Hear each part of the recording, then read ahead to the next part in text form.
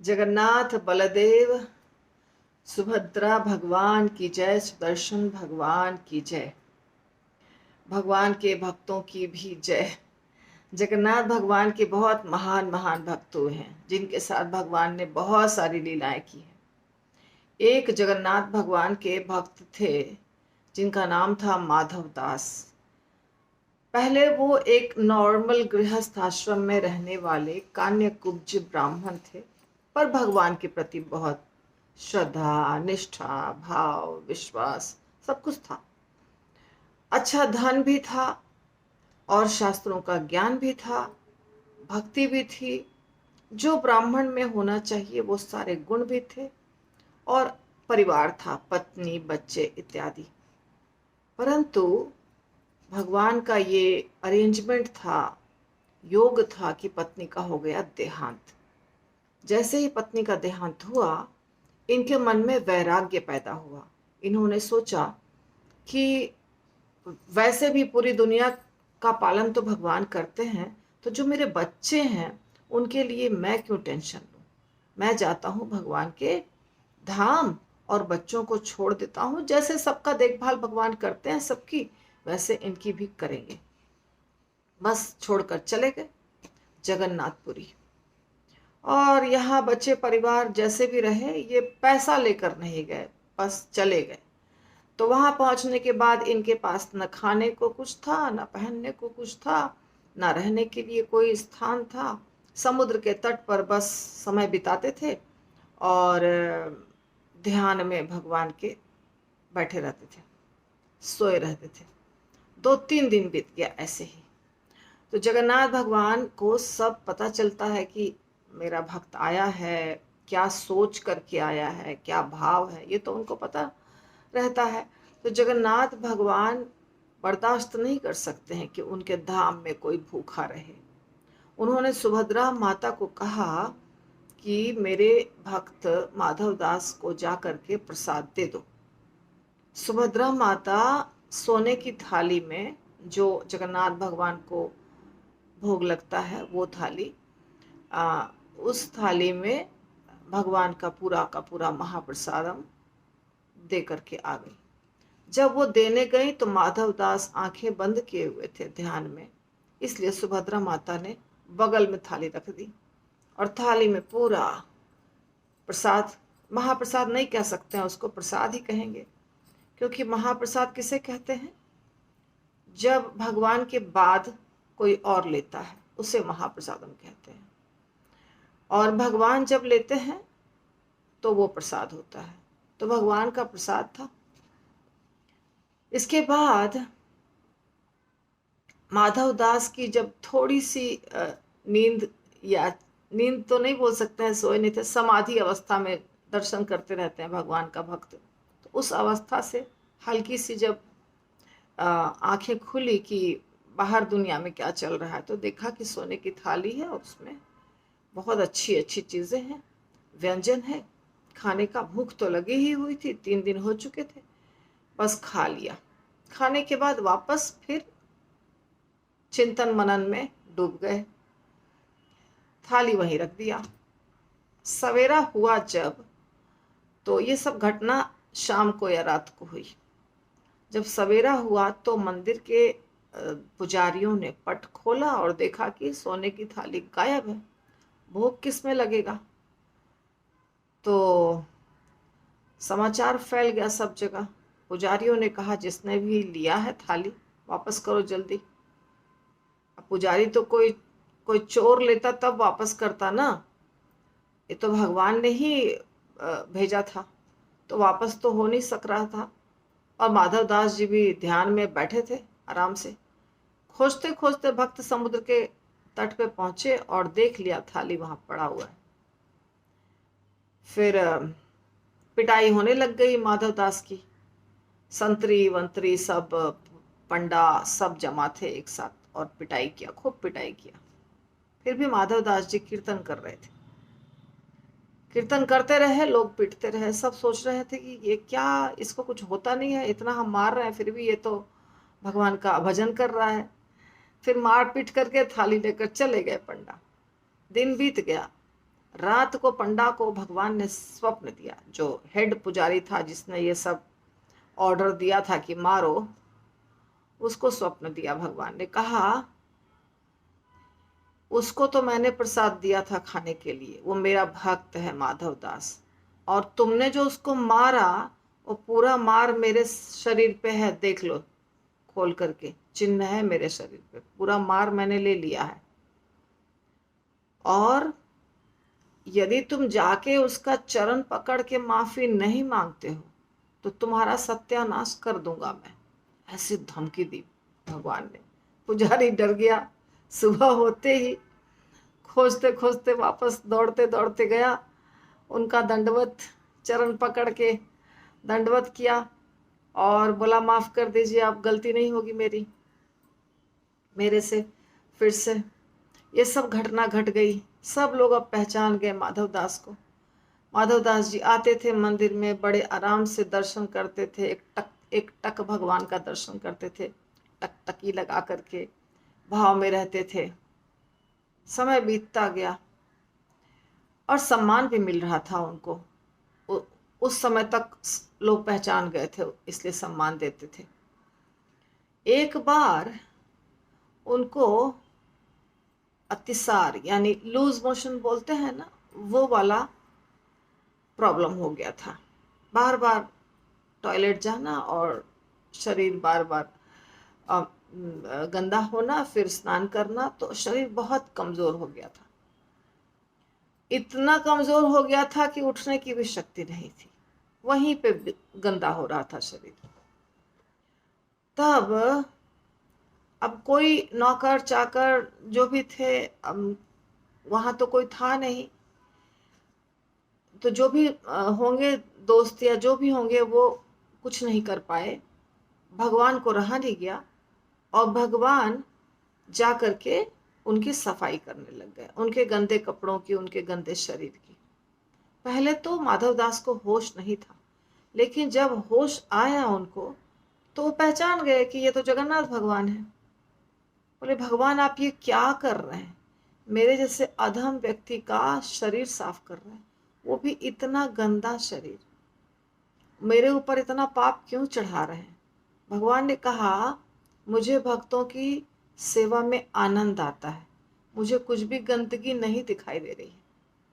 और दूसरी बात, तुम इतने महान हो, और वैसे भी भगवान के तो हम बच्चे हैं ना, तो भगवान को अपना बच्चा, माता को कैसे बहुत प्यारे होते हैं। माता को तो अपना बच्चा थोड़ा भी सुसु पॉटी कुछ भी किया तो गंदा नहीं लगता है ना, ऐसा लगता है अरे गंदा है, बदबू आ रही है, साफ नहीं करेंगे, नहीं। तो वैसे ही भगवान के लिए तो माधव दास बहुत प्रिय थे, तो भगवान को तो बिल्कुल गंदा नहीं लग रहा था। पर माधव दास जी को बहुत बुरा लग रहा था। माधव दास जी कह रहे हैं आप ऐसी सेवा क्यों कर रहे हैं मेरी, ये बिल्कुल ठीक नहीं है। तो भगवान ने समझाया सब कुछ बहुत अच्छे से कि तुम इतने महान भक्त हो और मैं बर्दाश्त नहीं कर सकता कि मेरा भक्त कष्ट में रहे, और मैं और किसी को ये सेवा नहीं दे सकता हूँ, ये सेवा तो मुझे ही करनी है, क्योंकि ऐसा कोई योग्य व्यक्ति नहीं है जिसको मैं ये सेवा करने के लिए दूंगा मेरे हिसाब से। फिर माधवदास को बहुत बुरा लगा, तो उन्होंने कहा कि अगर आपको इतना मेरी चिंता है तो ये बीमारी ही ठीक कर देते, मुझे जाना ही नहीं पड़ता बहुत बार टॉयलेट। तो ये आप जो कष्ट उठा रहे हैं, मेरे गंदगी को साफ कर रहे हैं, मुझे भी ग्लानि हो रही है, ये सब कोई समस्या ही नहीं आती। भगवान ने कहा देखो, ये कर्मों का नियम तो मैंने बनाया है ना, कि प्रारब्ध में जो आएगा भोगना पड़ेगा, ये सब किसी और ने नहीं बनाया है, मैंने बनाया है। और अपने नियम को मैं ही तोड़ूंगा तो ये तो संभव नहीं है। नियम जब है तो सबके लिए है, तो तुम्हारे लिए भी है। तुमको आके मैं तुम्हारा माफ कर दूंगा, दूसरे का नहीं कर दूंगा, तो मेरे ऊपर चढ़ जाएगा ना अन्याय करने का आरोप। तो इसलिए वो तो नहीं कर सकता था, लेकिन तुम मेरे प्रिय हो इसलिए मैं तुम्हारी सफाई कर रहा हूँ। तो ऐसे करके वो हो गई बात। फिर माधवदास जी का इतना नाम हो गया सब जगह कि माधवदास जी इतने महान भक्त हैं, माधवदास जी इतने महान भक्त हैं, भगवान उनकी सेवा करते हैं, भगवान उनके लिए भोजन लाते हैं, कि अब सब जगह उनको बिना मांगे अच्छा अच्छा भगवान का महाप्रसाद सारे पुजारी देने लग गए, दंडवत प्रणाम करने लग गए। तो माधव दास जी ने सोचा कि अभी मुझे मंदिर जाना ही नहीं है, मंदिर जाना है लेकिन प्रसाद नहीं ग्रहण करना है। फट से निकल जाते थे दर्शन करके, और मैं मधुकरी करके और अपना पेट पालूंगा। तो मधुकरी करने लग गए, जो मिल गया। हर समय तो करते भी नहीं थे, पर जब कहीं गए, एक घर में गए, कुछ भी मिल गया रूखा सूखा खा लिए, नहीं मिला तो बिना खाए रहे। यही उनका हो गया रूटीन। तो एक बार कभी कभी तो मिल जाता था, और कभी कभी तो कोई कोई व्यक्ति नहीं भी देते थे। एक बार एक घर में जब भिक्षा मांगने गए, तो जो माताजी थी बहुत गुस्से में थी, और पोतते हैं ना घर की लिपाई पोताई, पहले के ज़माने में ऐसा तो फ्लोर नहीं होता था, मिट्टी का घर, उसमें मिट्टी मिट्टी लेके ही लिपाई, और एक कपड़ा लेके होता है लिपाई। मैंने देखा है इसलिए आपको बता रही हूँ। कपड़ा लेके तो हम पोछा भी करते हैं, पर पोछा का कपड़ा साफ रहता है, और वो मिट्टी लेके लिपाई करते हैं इसलिए गंदा कपड़ा रहता है। तो वही वो कर रही थी, गुस्से में थी। जैसे ही माधव दास जी ने बोला भिक्षाम देही भिक्षाम देही, वो पूरा पोता मिट्टी लगा हुआ जो कपड़ा था गंदा पुराना सा, उनके मुंह पे दे मारा। अब माधव दास जी सोच रहे हैं कि आज कैसा प्रसाद मिल गया मुझे, बहुत कुछ तो इसके पीछे रहस्य है। क्योंकि जो भक्त होते हैं ना, अच्छे भक्त, शुद्ध भक्त, वो हर चीज को पॉजिटिव दृष्टि से देखते हैं कि जरूर भगवान की कोई इच्छा है, भगवान की कोई योजना है, अपने आप तो कोई घटना घटेगी नहीं, ऐसा सोचते हैं। तो माधव दास जी भी ऐसा ही सोचने लग गए कि अभी प्रसाद मिलता तब तो मैं खा लेता, खा करके भजन करता, पर ये मिला है तो आज कुछ दूसरा करना है, आज भजन, आज का रूटीन कुछ अलग होगा थोड़ा। तो वो घर गए, कपड़े में पानी डाल डाल के उसको साफ किया, खूब साफ किया, और सोचे ये तो खाने की चीज़ है नहीं, और जो भी चीज़ है वो भगवान को ही तो अर्पित करता है ना भक्त। भक्त क्या करता है, भक्त का क्या है, भक्त को भगवान ने क्या कहा है, यत करोषि यदश्नासी यद जुहोसि ददासि यत तपस्यसि कौन्तेय तत्कुरुष्व मदर्पणम, सब मुझे अर्पित करो। तो माधव दास जी ने सोचा कि ये तो भगवान को ही अर्पित करने की चीज़ है, क्योंकि हर चीज़ भगवान को के लिए है। खूब साफ किया कपड़े को, और उस कपड़े को साफ करके सुखा करके और उसका पूरा बत्ती बनाया। बत्ती जिसको हम जलाते हैं दिया में, बत्ती बना के उसमें घी डाल के जाके जगन्नाथ मंदिर में जला दिया।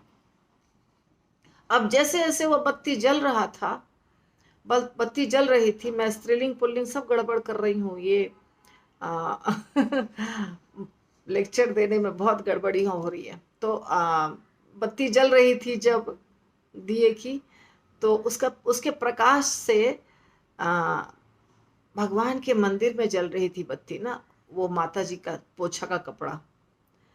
तो माता जी का उसमें थोड़ा ये हो गया ना योगदान। देखिए भगवान कितने कृपालु हैं। तो जैसे जैसे वो बत्ती जल रही थी, वैसे वैसे ये माता का हृदय जो था उसके अंदर भी प्रकाश हो रहा था, और जो इनके अंदर बहुत गुस्सा था और बहुत खराब भावनाएं थी, वो सब उजाला हो गया, सब साफ हो गया, और वो भक्त बन गई। फिर माधव दास जी से जाके माफी मांगा, सोचा कि मैंने कितनी बड़ी गलती की, मैंने पूछा कि कपड़ा से उनको मारा, ये सब हो गया, भक्त बन गई, बहुत अच्छी, भगवान का भजन करने लग गई। इसी प्रकार एक और घटना घटी बहुत अच्छी, माधव दास जी की बहुत लीलाएं हैं। तो एक बार ऐसी घटना घटी, एक दिग्विजयी पंडित था। दिग्विजयी पंडित क्या करते हैं कि जहाँ भी जाते हैं दूसरे जो शास्त्र के ज्ञाता हैं उनके साथ बहस करते हैं और उनको हराते हैं, फिर उनसे लिखवाते हैं कि मैं हार गया। ऐसे करके वो सबके साथ करते हैं। जैसे अभी कैसे कंपटीशन होता है, all India competition, international champion, world champion, universal champion, कुछ कुछ ऐसे होते हैं ना डिग्रियां। पहले तो ऐसा होता नहीं था। तो पंडित खुद ही जाता था, दूसरों को हराता था, और रजिस्टर्ड स्टैंप मारा हुआ, अंगूठा छाप किया हुआ, इतने लोगों ने डिक्लेयर किया कि मैं सबसे बड़ा शास्त्र का ज्ञाता हूँ। ऐसे करते थे। आपने सुना है ना चैतन्य महाप्रभु की कथा में केशव कश्मीरी नामक दिग्विजयी पंडित था, वैसे ही एक दिग्विजयी पंडित थे। उनको भी यही था, सबको हराना और उससे विजय पत्र लिखवाना कि मैं इनसे हार गया। तो वो आया जगन्नाथपुरी, माधव दास जी को कांटेक्ट किया, क्योंकि माधव दास जी बहुत बड़े शास्त्र के पंडित थे, ज्ञाता थे। माधव दास जी लेकिन भक्त थे, शुद्ध भक्त को बिल्कुल इच्छा नहीं होती ये सब पचड़े में पड़ने की। ठीक है मैं हार गया, ऐसा बोल दिया। लाइए कहाँ लिखना है, कहाँ साइन करना है। बिना कंपटीशन के, बिना चर्चा के उन्होंने साइन कर दिया। माधव हारा, आप जीते, ऐसा बोल करके लिख के साइन करके दे दिया। वो खुश हो गए, काशी से आए थे, वो काशी लौट कर गए, सबको बताया मैं माधव दास जी को हरा दिया, मैं माधव दास जी को हरा दिया, मैं दिग्विजयी पंडित हूँ। प्रोग्राम रखा, बहुत सारे पंडित आए, सबके सामने खूब बड़ा हंगामा, चर्चा, शास्त्र वगैरह, शास्त्र के ऊपर चर्चा और उत्सव मना रहे थे। सबके सामने वो पत्र खोलने की भी एक क्या कहते हैं, संस्कार या फेस्टिवल जो समझिए, ये हम जैसे ओपन करते हैं कोई चीज, वैसे उसको खोल करके दिखाना था सबको कि मैं इतने लोगों से कंपटीशन करके जीता हूँ। तो माधव दास का जब पत्र खोला, बंद था, पहली बार खोला और खूब खुश हो रहे हैं, तो देखा उसमें, जिसने खोला उसने देखा उसमें लिखा था माधव दास जीता और तुम हारे।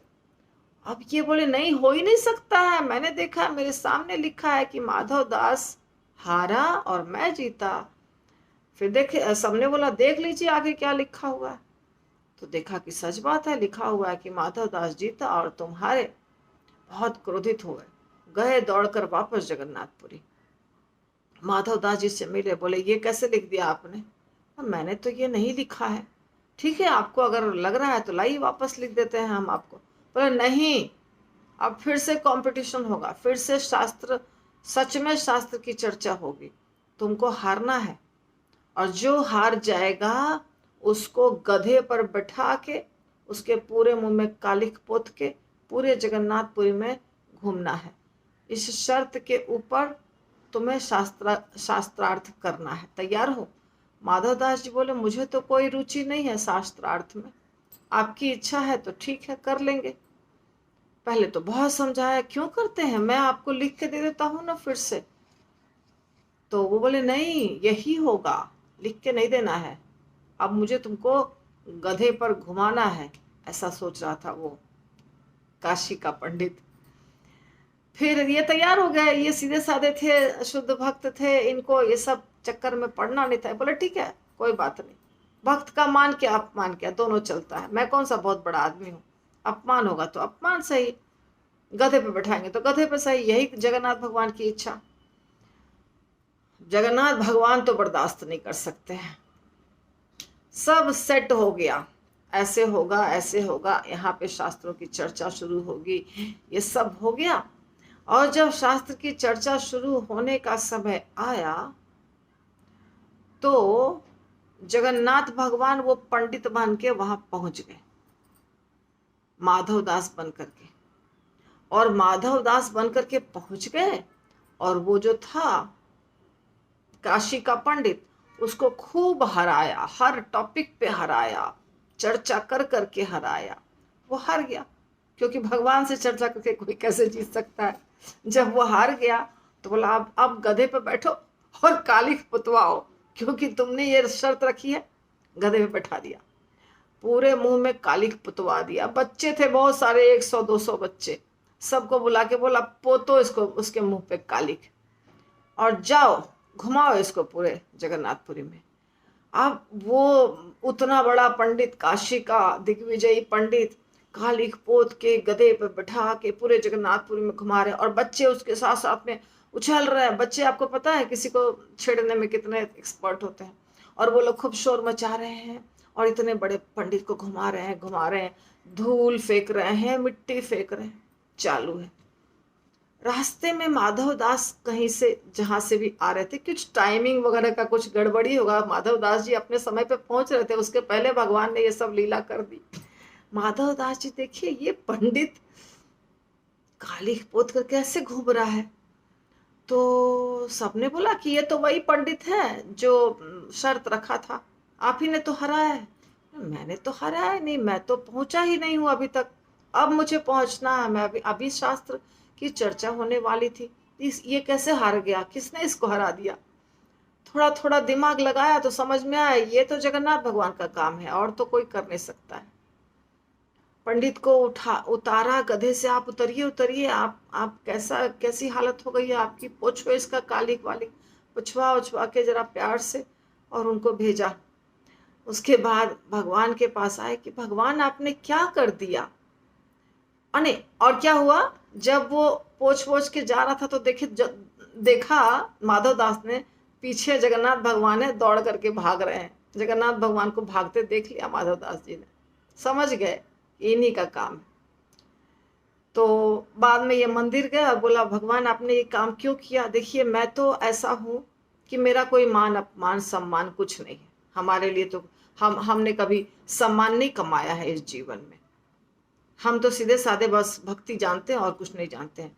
पर वो तो बहुत सम्माननीय व्यक्ति हैं, उनका पूरे भारतवर्ष में नाम है, इतने सारे पंडितों को उन्होंने हराया है, पूरे जीवन उन्होंने यही कमाया है, पूरा जीवन उन्होंने इसी चीज में लगा दिया कि सब लोग मुझे लिखें कि मेरे से हार गए।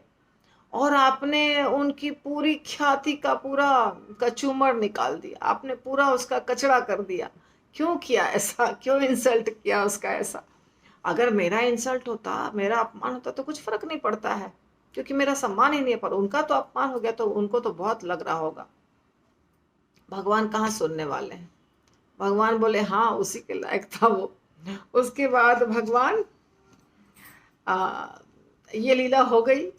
इसके बाद एक बार माधव दास जी ने कहा जगन्नाथ भगवान को, देखिए भगवान हम तो यहाँ रहते हैं, हम खुश हैं, पर मुझे मन है एक बार वृंदावन जाकर भगवान का दर्शन कर लूं, राधा रानी का, कृष्ण का।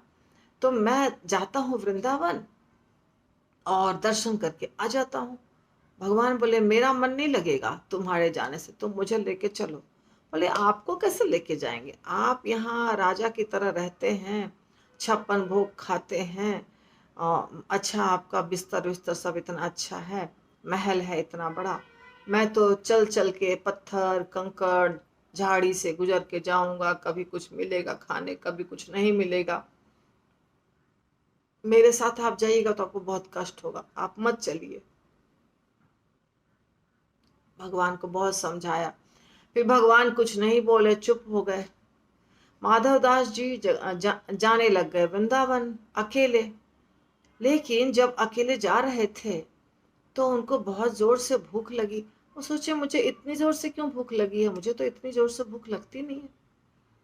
तो जब भूख लगी तो वो अपना जो भी मिला खा पी लिए। ऐसे ही होने लग गया रोज रोज कि आजकल बहुत भूख लग रही है, इतनी बार भूख लग रही है, क्यों इतनी बार भूख लग रही है। वास्तव में जगन्नाथ भगवान थे उनके पास, लेकिन उनको दिखाई नहीं दे रहे थे, क्योंकि जगन्नाथ भगवान को मना किया था कि आप मत चलिए, तो वो छुप के जा रहे थे उनके साथ अदृश्य होकर के। लेकिन एक माता के घर जब वो गए, बोले माता बहुत भूख लगी है, खिला दीजिए। तो माता बोली हाँ हाँ जरूर जरूर, आ जाओ आ जाओ। तो जब माता खिला रही थी अच्छा बना बना के पूरा, तो बोलती हैं माता तुम तो ठीक है, आप तो ठीक हैं, पर ये इसकी माँ ने इसको क्यों भेजा है इतने छोटे बच्चे को आपके साथ, इसको कितनी तकलीफ हो रही होगी, इतना प्यारा सा चेहरा है, इतना सुंदर सा बालक है। कौन बालक, आपके बगल में जो बैठा है खा रहा है, आप ही तो लेकर आए हैं, फिर बोल रहे हैं कौन बालक, श्यामल वर्ण है, घुंघराले केश हैं, आप आपके साथ आए हैं, आप बोलते हैं कि कौन बालक, मतलब आप नहीं पहचानते हैं आप किसको लेकर आए हैं। तब इनका माथा ठनका, ओ यही इनको जब भूख लगती थी तो मुझे भूख लगा देते थे, और इसीलिए इतना मैं खा रहा हूँ रोज रोज।